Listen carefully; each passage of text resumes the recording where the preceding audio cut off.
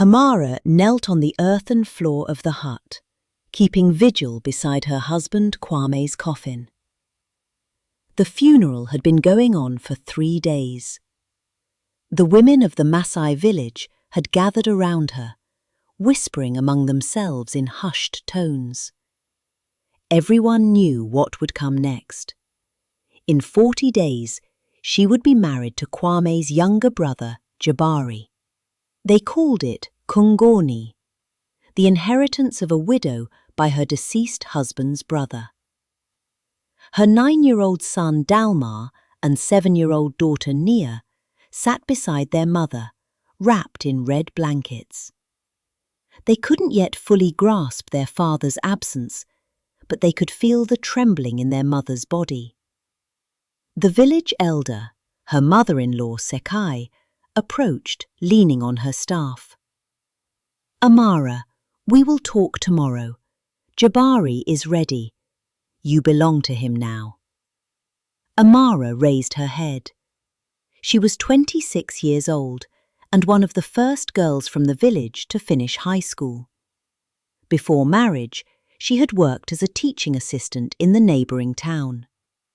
"Mama Sekai, I cannot do this." The old woman's face hardened. "You will. This is the law of our ancestors. Either you become Jabari's second wife, or you are cast out from the village, without the children. They are of our blood. They stay with us."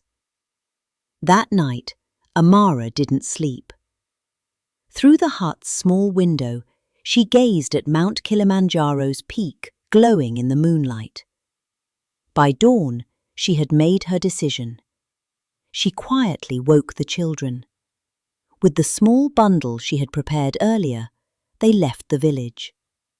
They walked without stopping until they reached the first minibus. "Mama, where are we going?" Dalmar asked, rubbing his tired eyes. "To Nairobi, my son, to a place where we will be free." The first years in Kibera, one of Nairobi's slums, were hell. Amara cleaned houses for wealthy families during the day and attended night school. She would study law. A church contact had helped her rent a tiny room. News came from the village. Sekai had complained to the tribal leaders, claiming Amara had stolen the children. Those children belong to the village.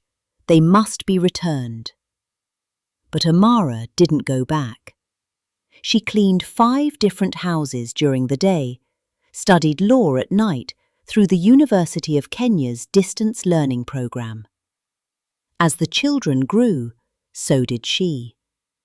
When she received her diploma 4 years later, Dalmar was starting high school.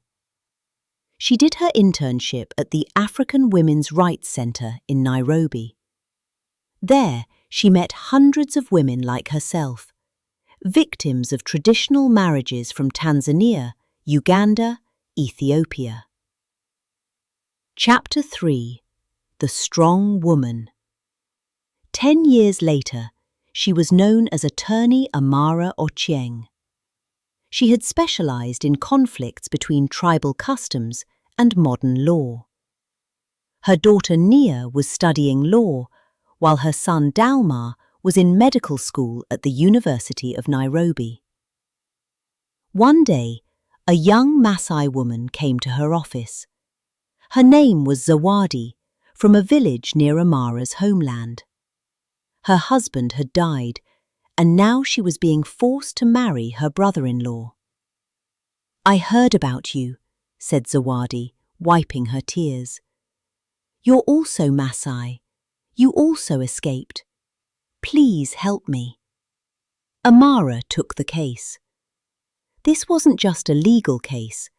It was a confrontation with her own past, her own tribe. The case would become one of Kenya's most important traditional law versus modern law conflicts. The Nairobi High Court's chamber was packed. Not just local press, but international media like BBC and CNN were present. Maasai elders had come in traditional dress. Modern lawyers in suits were there too. "Please rise," came the announcement, and Amara looked up. The person taking the judge's seat was a familiar face. Jabari Olenana, the man she had been forced to marry, now a Kenya High Court judge. Their eyes met. Surprise on Jabari's face, determination on Amara's. Jabari struck the gavel. "Be seated. Case number 2024/KE/1892. Plaintiff Zawadi Lenana versus Maasai Tribal Council and the matter of forced marriage." Amara stood. She had combined traditional Maasai beads with her modern suit, symbolizing both her roots and her transformation.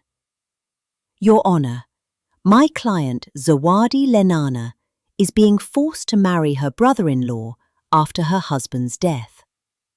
This violates Article 27 of the Kenyan Constitution, the African Charter on Human Rights, and universal human rights." She continued in Swahili, then in Ma language, then back to English. "I too am a Maasai woman.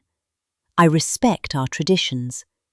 But no tradition is more valuable than a person's freedom.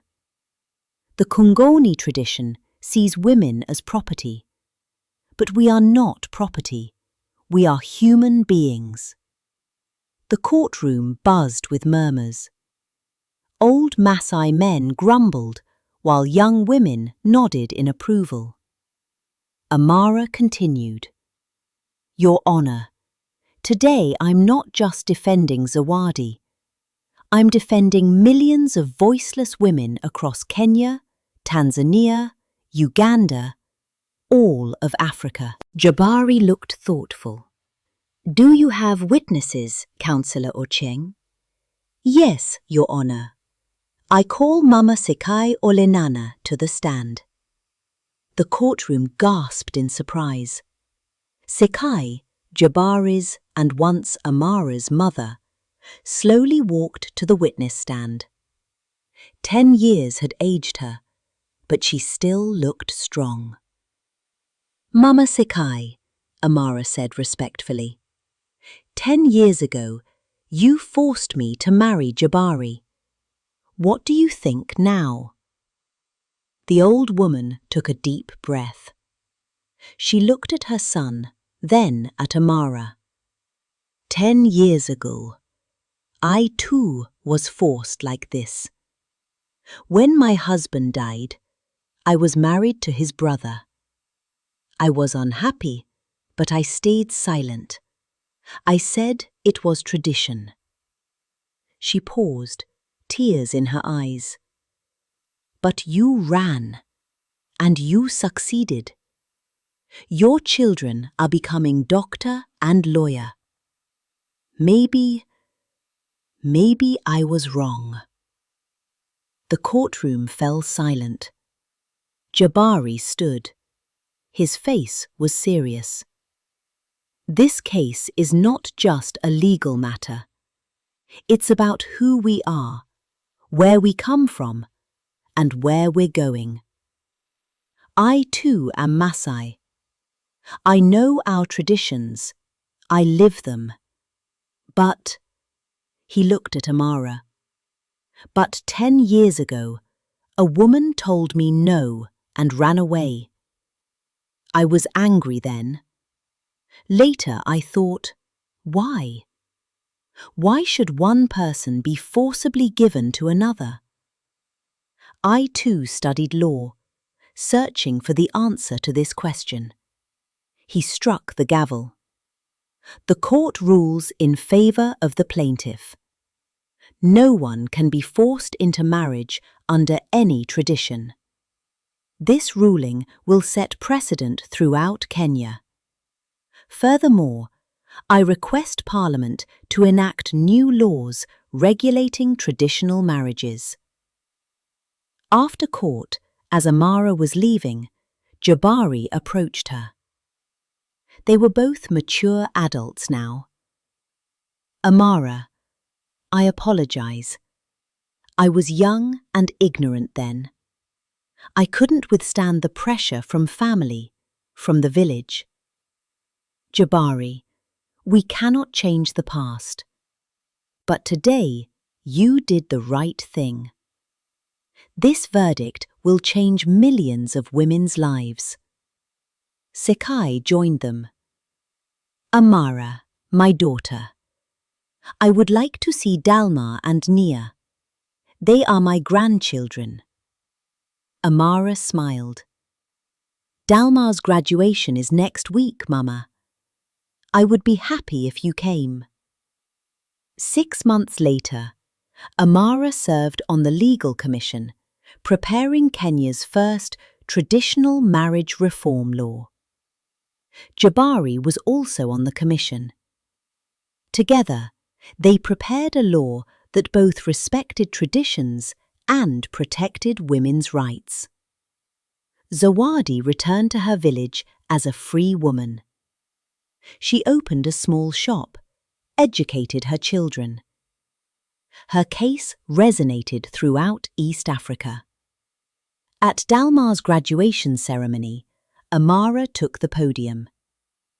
She began her speech in Ma language. Our ancestors say, a tree bends with the wind, but doesn't break.